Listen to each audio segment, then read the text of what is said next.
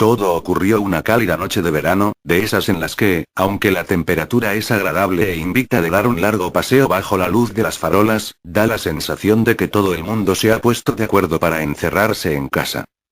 Eran, más o menos, las 2 de la madrugada. Había pasado varias horas vagueando ante el ordenador, así que decidí que era momento de estirar los músculos haciendo algo de ejercicio, bajando a la calle para tirar la basura y fumar un cigarro, por ejemplo. Me calcé unas zapatillas de deporte, me dirigí a la cocina, saqué la bolsa del cubo y le hice un par de nudos. Tras cerciorarme de que no olvidaba llaves, mechero ni tabaco, cerré la puerta del piso y me dirigí escaleras abajo. Habría podido elegir tomar el ascensor, pero, teniendo en cuenta que a esos cacharros les suele dar por pararse de golpe, habría sido un error quedarme encerrado dentro con la única compañía de una maloliente bolsa de basura. Recorrí los pocos metros que separaban mi portal de los contenedores, disfrutando del ambiente de soledad que reinaba en mi calle, unido a la tenue iluminación y la invisible caricia procedente del asfalto caliente bajo mis pies. Tras meter la bolsa en uno de los cubos, volví a mi portal y, antes de entrar, encendí un cigarrillo, disfrutando de cada calada, mientras oía en la distancia el sonido de ambulancias y coches acelerando. La banda sonora que suena de fondo cada noche en la gran ciudad que es Madrid. Mientras daba buena cuenta de mi cigarro, eché un ojo al gran edificio de viviendas que esperaba mi regreso. Un bloque levantado a finales de los años 60, con paredes de ladrillo rojizo, 6 alturas y una planta de garaje bajo sus cimientos, similar a los cientos de edificios que, en aquella época, el Ministerio de Vivienda construyó en toda España. Junto al portal, aún se conservaba la placa que daba fe de ello. Mis padres fueron los primeros dueños de la casa. Tras el paso de los años, su afán ahorrador les permitió hacerse con un chalet en las afueras, por lo que yo, siendo hijo único, tuve la suerte de pasar a ser el dueño, y único habitante, de la vivienda. Cuando acabé el cigarrillo, tiré la colilla al suelo y entré en el portal. Por un momento, pensé en subir andando hasta el 5.º piso, donde vivo, pero la vagancia pudo más, así que llamé al ascensor. Cuando este llegó a la planta baja, entré en el habitáculo. Una de las curiosidades que tenía aquel edificio era dicho ascensor. No todos los bloques de viviendas de la época contaban con uno, y se consideraba una mezcla de lujo y suerte el poder llegar a casa en uno de estos chismes cuando se levantó el edificio. Esto hacía que la estructura fuese algo vieja. Sus paredes, sus espejos y su cuadro de botones tenían más de 50 años. Lo que más me llamaba la atención de este último detalle era el correspondiente al garaje. Había un botón para cada piso, excepto para el sótano, en cuyo lugar había una cerradura. Todos los vecinos teníamos copia de la llave. El motivo era, según los constructores, evitar que el cálido garaje se llenase de mendigos por las noches. Miré aquella cerradura con curiosidad. Aquella vieja cerradura. Entonces, una idea se me pasó por la cabeza. En lugar de pulsar el botón del 5.º piso, eché mano al manojo de llaves que había en mi bolsillo e introduje la llave correspondiente. Para acceder al sótano, había que girar la llave hacia la izquierda, pero, ¿qué ocurriría si la giraba hacia la derecha? Hice la prueba. Nada. La cerradura hacía tope, como era de esperar. Cabezota de mí, volví a intentarlo, girando con más fuerza. Con mucha más fuerza. En ese momento, de forma inesperada, la cerradura cedió, poniendo el ascensor en marcha. Sorprendido ante aquello, fijé los ojos en el indicador luminoso. Mientras el ascensor descendía, aquel paso de mostrar un 0 a mostrar un -1. Pero, llegado a este piso, el ascensor no se detuvo. Durante casi un minuto, el trasto continuó bajando, traqueteando y rugiendo como de costumbre. El indicador luminoso mostraba 2 guiones intermitentes. Entonces, de repente, el ascensor se detuvo y su puerta se abrió. Ante mis ojos se extendía un largo y estrecho pasillo, apenas más ancho que el propio ascensor. La iluminación procedente del interior de este no bastaba para iluminar aquel pasillo, que era engullido por una tenebrosa oscuridad, y no se apreciaban escaleras que llegasen allí desde un piso superior. «Hola». Mi voz retumbó por las paredes y desapareció en el oscuro espacio.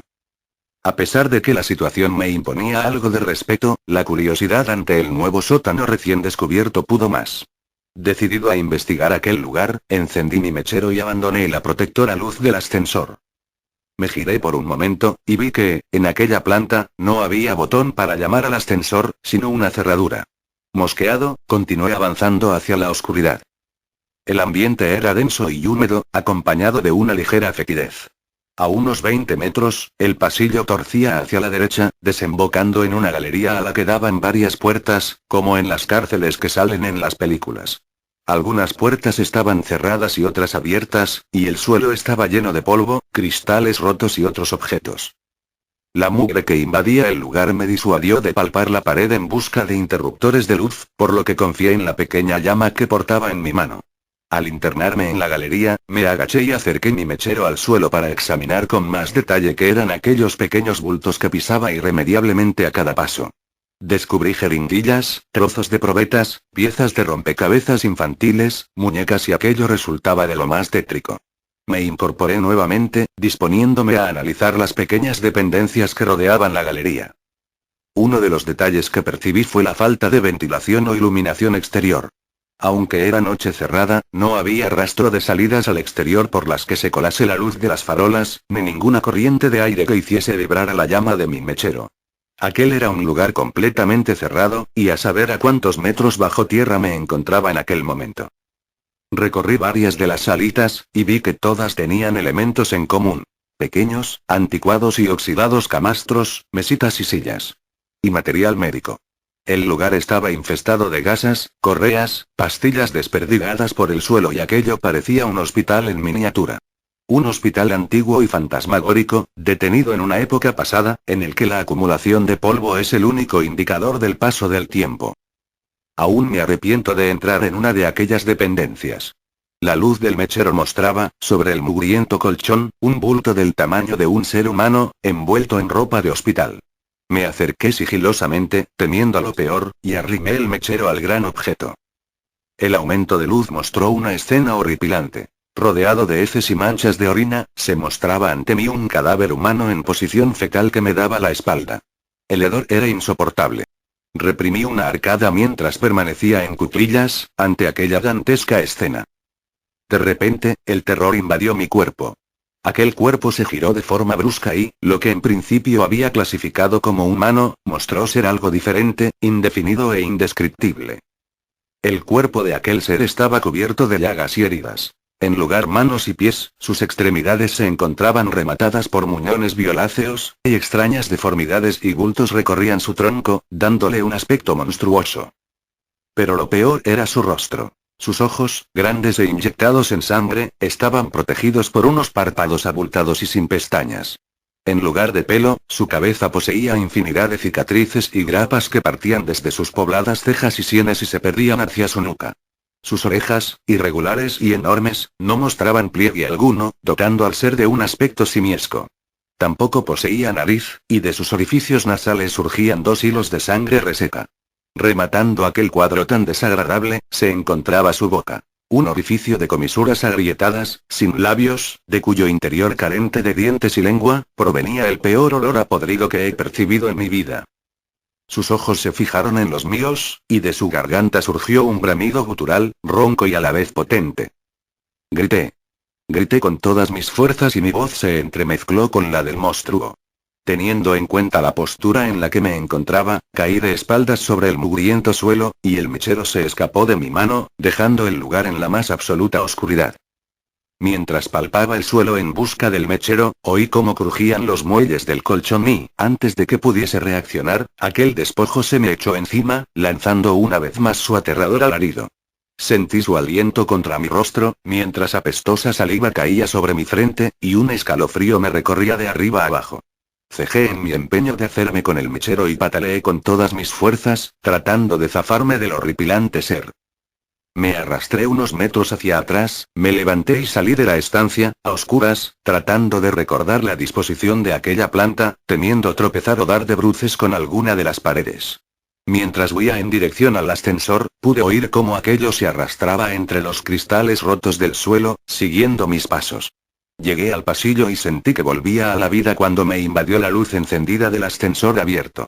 Entré, pulsé el botón del 5.º piso y, lleno de impaciencia y pavor, esperé a que la puerta se cerrase y el ascensor se pusiese en marcha. Sin embargo, el aparato no obedecía mis órdenes. Aunque el botón del 5.º piso estaba encendido, la puerta no se cerraba. Y el crujir de cristales se oía cada vez más cerca. Me di media vuelta. Ante mí, el pasillo se extendía una vez más, engullendo la luz del ascensor.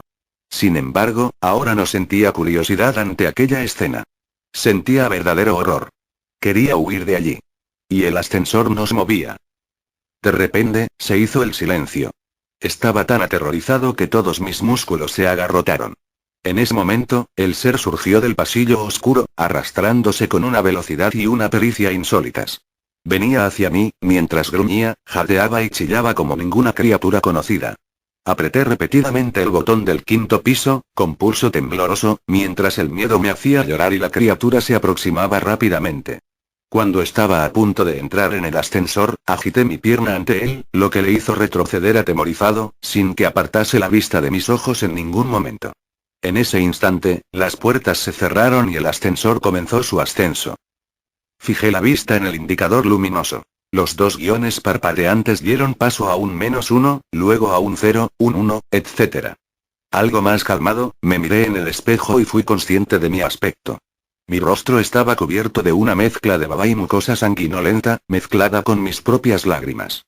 Cuando quise pasar el dorso de la mano por mi frente, descubrí que mis ensangrentadas palmas estaban llenas de cristales rotos, y comencé a sentir su dolor. Minutos antes, en aquel segundo sótano, el miedo no me había permitido ser consciente de cómo se habían clavado en mi piel. Llegué a casa y entré corriendo al baño. Los recientes recuerdos de todo lo que había ocurrido allí abajo se agolparon en mi mente, y no pude evitar arrodillarme ante el váter y vomitar la cena. Me di una ducha más larga de lo habitual, aún invadido por el asco, curé las heridas de mis manos, y esperé a que llegase el día, incapaz de dormir. A la mañana siguiente, cuando la luz del día se llevó todos mis miedos, llamé a un amigo que vivía en uno de los edificios cercanos. Dicho edificio era similar al mío. Construido en la misma época, con la misma planta, y con un ascensor exactamente similar. Tras contarle la historia y soportar sus burlas, me aseguró que haría la prueba en su ascensor, y que me llamaría para contarme qué había ocurrido en su caso. Esperé su llamada intranquilo y, a los pocos minutos, sonó el teléfono. Era él, y su voz sonaba entrecortada y temblorosa. Bajo su casa también había un segundo sótano, húmedo y maloliente. Sin embargo, él no se había atrevido a adentrarse, y no tenía intención de hacerlo. No pienso volver a coger ese ascensor en mi puta vida. Eso fue lo que me dijo. Y la verdad es que su opinión coincidía al 100% con la mía. A pesar de nuestros temores, nos decidimos a investigar sobre el asunto. Así, dimos con el que fue por aquel entonces presidente de la constructora encargada de levantar los edificios. Hoy en día un ajado anciano con un pie en el cementerio. Tras varias reticencias, nos explicó el porqué de aquellos sótanos secretos. En 1966, la recién inaugurada central nuclear de Zorita, en Guadalajara, había sufrido una grave fuga en uno de sus reactores, provocando una nube radiactiva que se extendió por los pueblos de los alrededores. El régimen franquista no podía permitir que la opinión pública tuviese noticia de un fallo en su primera instalación nuclear, por lo que contactó con las parejas jóvenes del lugar, ofreciéndoles trasladarse a Madrid, a los inmuebles en los que mi amigo y yo vivíamos, pues a pocos metros se encontraba un hospital que podría seguir la evolución de dichas parejas y los hijos que pudiesen tener en el futuro. Para disimular aún más la situación, vendieron algunas de las viviendas a gente corriente que no tenía nada que ver con el incidente, como mis padres, o los padres de mi amigo, por ejemplo. Sin embargo, la intención del régimen era muy distinta. Conocedores de las secuelas que la nube radiactiva tendría en esta gente, vigilaron cada nuevo embarazo que se produjo entre ellos, supervisando su evolución y haciendo desaparecer a todos aquellos recién nacidos que sufriesen graves malformaciones. Aprovechaban la tranquilidad de la noche, para, haciéndose pasar por encargados de mudanzas, llevar a los bebés a su nuevo hogar. Aquellos sótanos, por otra parte, eran el lugar perfecto para realizar investigaciones sobre los niños, pues nadie sabía de su existencia. El propio mecanismo de los ascensores se había mantenido en secreto, recayendo la tarea de llevar a cabo revisiones y reparaciones entre técnicos elegidos por el propio régimen. Y una trampilla que solo se abría cuando el ascensor sobrepasaba el garaje, ocultaba el segundo sótano a quien hubiese podido asomarse al hueco. Sin embargo, tras la muerte del dictador Francisco Franco, se canceló aquel proyecto.